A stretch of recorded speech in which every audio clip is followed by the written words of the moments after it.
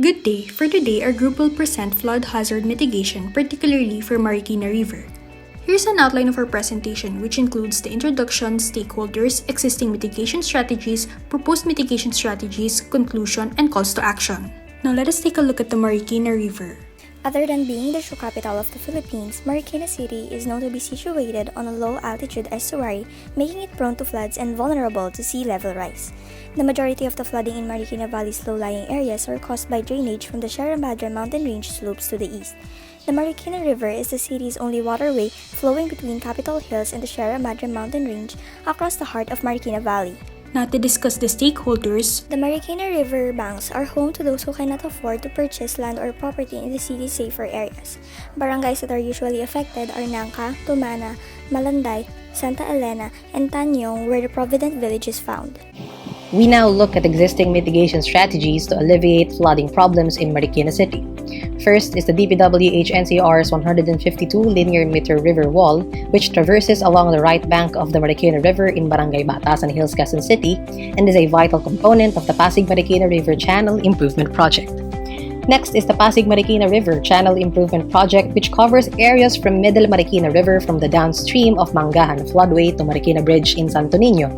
A 45 million flood control structure in Nangka River, which is adjacent to the Marikina River, that involves replacement of ripraps and concrete gravity walls, was substantially completed in 2019 too, while activities to widen the Marikina River to increase its flood carrying capacity have also started based from the suggestions of the DENR.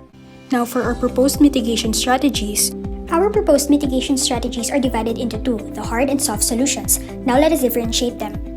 Hard solutions are defined as solutions involving rock, concrete, and steel in order to reduce potential damages or impacts. Because of these, it is usually costly and time-consuming. On the other hand, soft solutions are defined as the use of ecological principles and practices to mitigate hazards such as flooding. It is a natural and cheaper option than hard solutions. Now let's discuss the hard solutions. Hard solutions are also known as structural mitigating measures.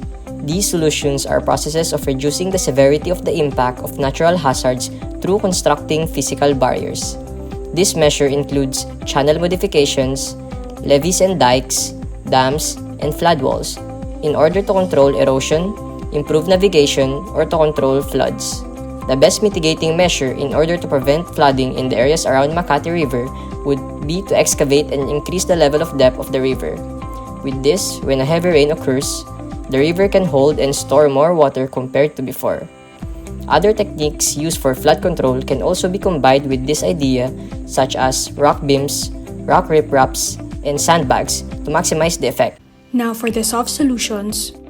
First is clearing of the waterways. In the map, we could see the locations of different informal settlers. Creating laws that would help them relocate to a better and safer environment would benefit both the river and the safety of people in times of flooding. Second is creation of laws that restrict the construction of buildings and residences near the floodplains. Floodplain zoning is needed to protect the people and lessen the risks of hazard during flood. Lastly, tree planting and cleanup drives. Planting trees near the area would help reduce runoffs and help lower flood levels. Cleanup drives would prevent clumping of trash and promote free flow of water. For the conclusion, to summarize, we propose that the best hard solution would be to dredge the river to increase its depth, and the best soft solutions would be to clear the waterways, create more laws that limit construction around the area, and hold more tree planting and cleanup drives. It is essential that there is a balance of both to ensure that adequate measures are being made to ensure the continued safety of stakeholders. Both hard and soft solutions achieve the same goal with different means but still contribute much for the protection of residents nearby. In the end, any action we take influence the outcomes of these preventive measures. Even if they exist, unless soft solutions are reinforced, nothing will come of it. And unless hard solutions are properly planned for longevity or revamped every few years, they will not last. For the calls to action, for information dissemination, it is vital to establish communication systems to effectively downscale all the proposed mitigation strategies to the community. Responsible spreading of information is also a must to ensure the effectiveness of the plan. For community engagement, it is equally important for the community to know the rationale and the value of these strategies. What is the purpose of these plans? In that way, they will be more encouraged to act as catalysts of change and to be forward-looking citizens who aim to better their communities. Lastly, cumulative effort. None of this would work without the full coordination of the LGU and its people. Hence, it would be just rightful to establish a harmonious relationship with the community in order to fully implement and maximize the efficiency of these mitigation efforts. That will be all. Thank you.